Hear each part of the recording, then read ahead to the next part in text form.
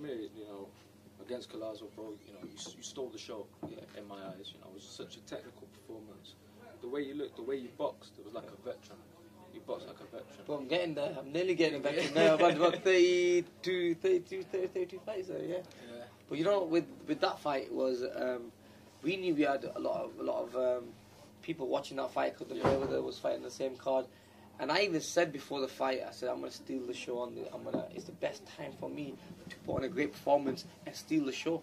So when I went in there, I just had to stick to a game plan and be smart. Plus, mind you, for the last 12 months, I was training for the Mayweather fight, but I was still training for 8 months before. So I had like an 8-month camp slowly, but not killing myself, but steady training. How did that benefit you? You know, having those, you know, a year out, and then you had mini camps. How did that benefit you? I think it benefits you big time because what you do is when you go into training camp, you then work on the mistakes you're making, not to make the mistakes.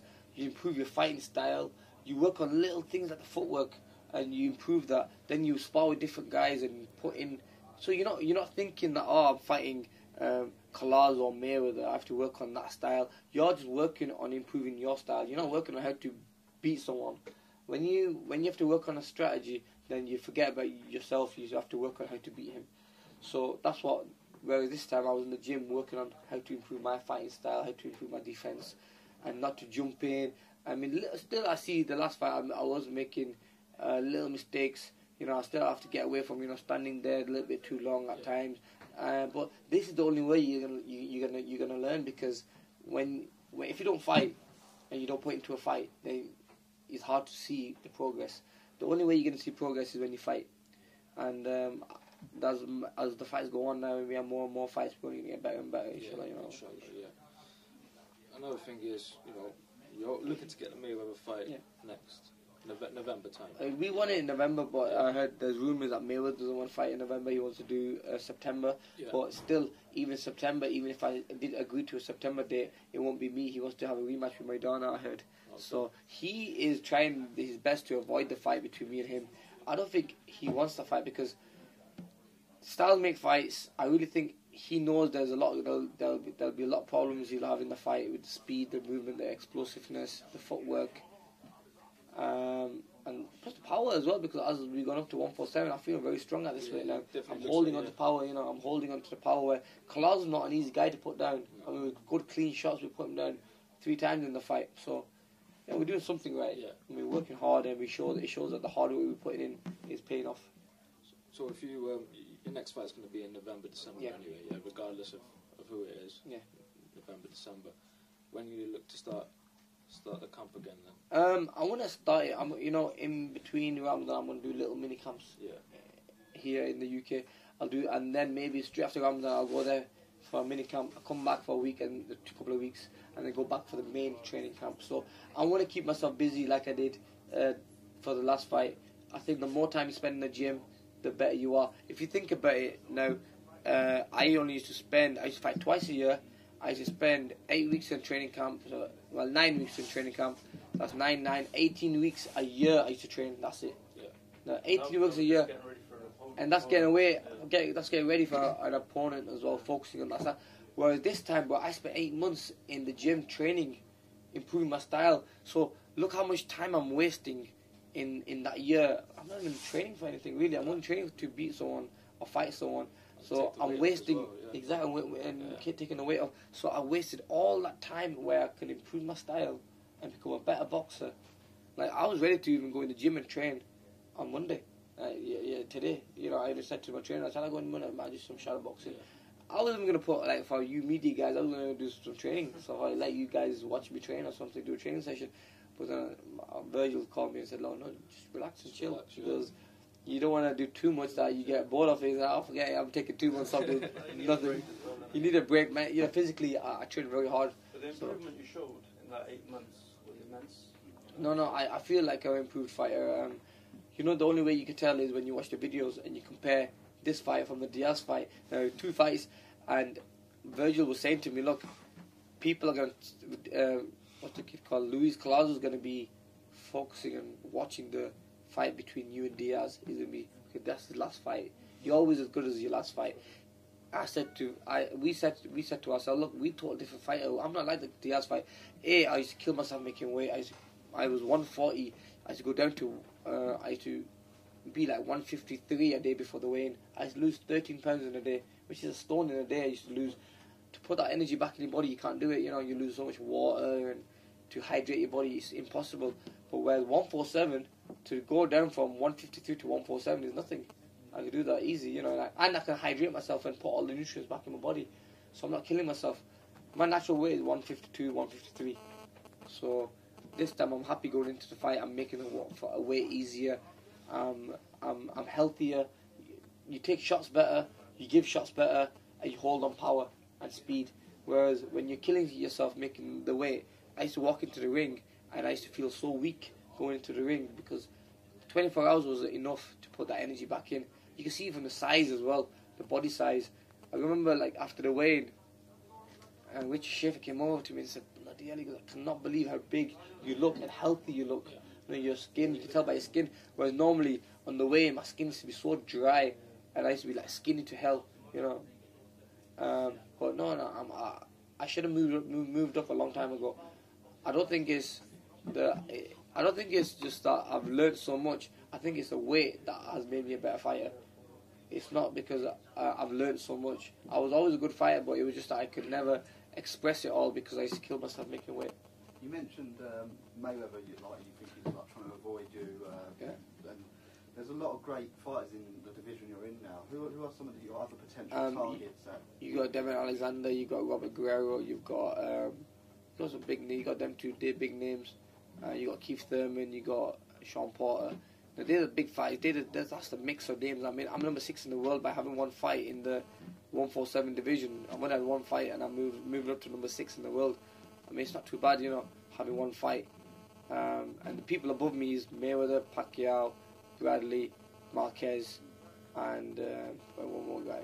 I think it might be Guerrero. But it just shows that one fight, how much of a difference it's made, and how good the fight was that they moved me up to number 6 in the world. Whereas someone like a British fighter like Kell Brook's been fighting all his life at 147, and with one fight at 147, I'm way ahead of him on the rankings. So it just shows that, look, hard work, you know, pays off, and focus, and you know, if you focus and you want to be the best and you want to fight the big names. I mean, Collazo was a very avoided fighter. Not many people wanted to fight him. He has that style.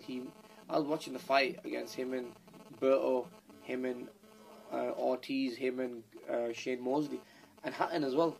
And I thought to myself, look, I got my hands full here. This guy's a tough guy, man. I go, it's not going to be easy because he's a spoiler, he's awkward, he's southpaw.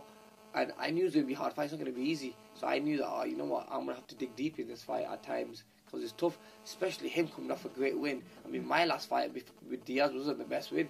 You know, I was killing myself making weight. The performance I put down, he went 4 with a shot, which should have really put me down. But so I thought to myself, I'm coming off a fight which was not the best fight of my career.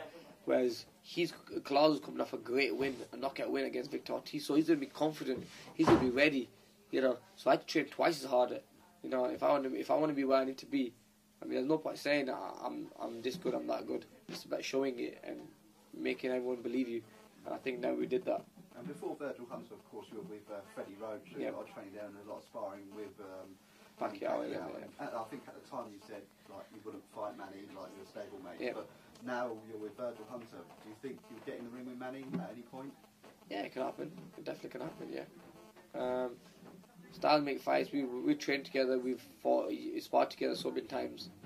So I know his style really well. He's a great fighter. Yeah, I would fight Manny Pacquiao if I ever came up. And I'm sure he thinks the same way. But we respect each other. We're good friends. But this is a business. Boxing is a business, and I believe that, you know, if Mayweather doesn't fight him, I think the next person after Mayweather with the same style is probably myself. And Mayweather, you said he's like avoiding you again, but he's coming over here next month, actually coming to Bolton for an after-dinner show. Would you be attending that? I don't know. I'm going to see what my team think. I mean, okay, Mayweather's a great fighter. He's one of the best in the world. I'm a big boxing fan as well as being a fighter. So I'm a big fan of Mayweather and other fighters. You know, and I'm a big fan of like Riddick Bowe and them guys, and they tweet me messages, and Mike Tyson tweets me, can you retweet my last message? And and I think to myself, wow, I'm a big fan of these guys, but they're like a big fan of me as well. He came to my changing rooms after the fight. They've got like Little Wayne. They come and say, you're a great fighter. I'm a big fan. Sometimes I don't realize how big I am myself. I just keep my feet on the ground. But as big of a fan I am of theirs, they're a big fan of me. So it's just great to be in a position like this. So I'm gonna want to go to a dinner event, not as a Mayweather future opponent. I'm gonna go there as a fan. I'm gonna go there and chill and see what he's gonna say and see how his show is. I mean, I'm a boxing fan at the day, and I'm just very lucky to be in a position like this where at the age of 27 I've achieved so much that I'm knocking on the biggest fighters' doors, saying, look guys, I want to fight you. Amir, quick question. I heard you earlier, you said you're 27 years old, you've been around the game a long time. I was wondering, do you still feel that you've got more to give and more improvements to make? And working with Virgil, hopefully we'll see them. For sure, man. So much to give yet. I mean, this is only the start. I still believe I've still got my peak to hit, and I'm only going to get a better fight. I'm only 27. Yeah. You know what I mean? I did everything at such a young age where people forget how old I am. I've been on the scene since I was 16, 17, when I won the World Junior Championships and also won the Junior Olympics at 16. And then I went into 17 to go into Olympics. So I've been on the scene for such a long time, and people forget how old I am. I'm only young. I mean, I remember being in a taxi and a guy said, you must be about 32, 33. And I said, nah, I'm only 27. People forget how old I am because I've done everything so young. I've become a world champion when I was 22. I unified it when I was 24. So a lot of people thinking, normally guys win world titles when they're like 27, 28. At this age, I'm at now. But I've done things so quick, so early, that people forget that. Working with Virgil, not worked for him that long, but already, like in your last fight, we've seen you tie up more. Did fighting Collazo sometimes frustrate you, where he was trying to maybe draw you in, and maybe in the past I would have probably gone into a war with him. Yeah, no, definitely. It seems like you're not hasty. And I thought you did really well, Normally, at times, I would have probably gone wild and tried knocking him out, especially when I hurt him. Especially after the knockdown, I put him down in the 4th round. The old Amir Khan would have tried to go on and finishing him off and got caught with a shot or drained my energy, and I would have gone in the corner knackered. I mean, I put a couple of attacks on him, but I stepped back. So yeah, I see a big change in my style. I'm not the old Amir Khan. I mean, I trained very hard, man. I mean, people don't know how hard we trained for this fight. I had very hard sparring with guys who are a lot bigger than me, middleweights, super middleweights. These guys can hit hard, they come forward, they give me a lot of pressure.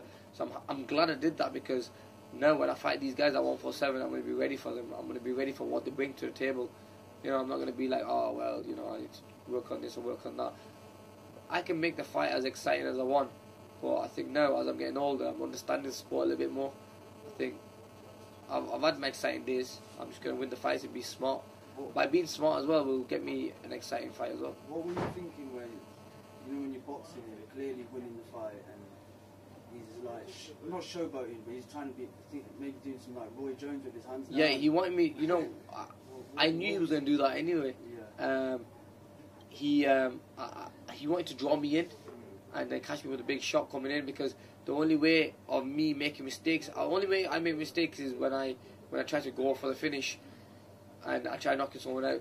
If I'm in my boxing stance properly, I'll never get caught with silly shots. It's only when I'm throwing a shot, he'll catch me at the same time. So he probably wanted me to throw a bigger eyes, you can throw a hook at the same time. But I mean, we were just very patient in the fight. We built attacks, so I didn't want to jump into an attack. Everything was behind the jab. In the past, you fought in December. He fought Peterson there. He fought Molina in December. Is that the likely? November, December, yeah. Is that the likely return? Yeah, November, December will be next fight. And any locations, any opponents penciled in? A lot of talks about Dubai. A lot of talks about America, even UK. So they're the 3 main places we're looking at. I'm gonna let my team, Al Haymon and Golden Boy, decide what's best for me. Final question, please.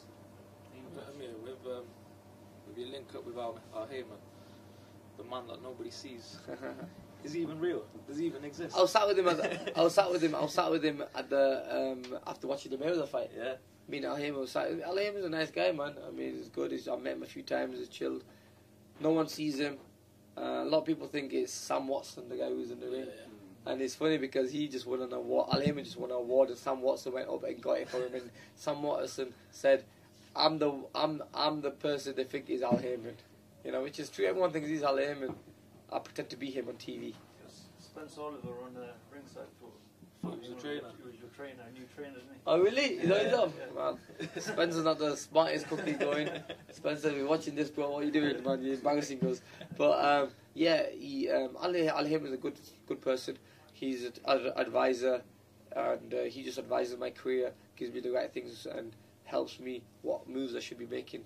You know, with me being the fight I am, they said fight him. I said okay, I'll fight him. That's the guy I am. But boxing is a business. You have to be very smart who you fight, and you know you can't make the mistakes anymore. I mean, it's a business. I can't afford to make any more mistakes and go in there and thinking I should fight this guy, and when I don't need to. If you know, if the Floyd Mayweather fight doesn't materialise, have you got a plan B? Plan B. I mean, plan B is just going back to drawing board and see where we go from here. To be honest with you, if Mayweather fight never happens, at least the whole of the world knows that Amir can't win the fight with Floyd Mayweather. Whatever would have happened, but the world knows that Floyd was the one who didn't take the fight, not me. And with Al Haymon just fine, did one of his other boxers thank him before thanking God after the fight? That's a sick day, bro. That's Al Haymon for you, innit, bro? Everyone thanks Al Haymon before they thank God. That's how powerful he is. You didn't know. You thanked. Brother, I'm a normal guy. I'm a normal guy. I mean, I'll even say you don't have to even thank me, but you know, and he likes to keep it quiet. I mean, he's my advisor and he's cool. I mean, I spoke to him a few times. Like I said, straight after the fight, he came over to my changing rooms. I would get my drug test done. He stayed with me. He sat with me and my family. We were watching the fights together. He watches the fights in the back room, so he never really gets involved. So he's a cool guy, man. I mean, he's a good friend of the family. He talks to my dad every day. But he's just quiet, you know. He just doesn't get involved too much. And you mentioned Dubai. How serious is the prospect of having a big show going over to Dubai? Dubai's not really staged a massive boxing event yet. No, I think it's time though, man. I think it's time. I think it could be very close. A lot of talk about it happening now. I think within the next year or two, I think there'll definitely be a big shows going on in Dubai. Thanks, guys. Thank you. Peter, what do you expect with it?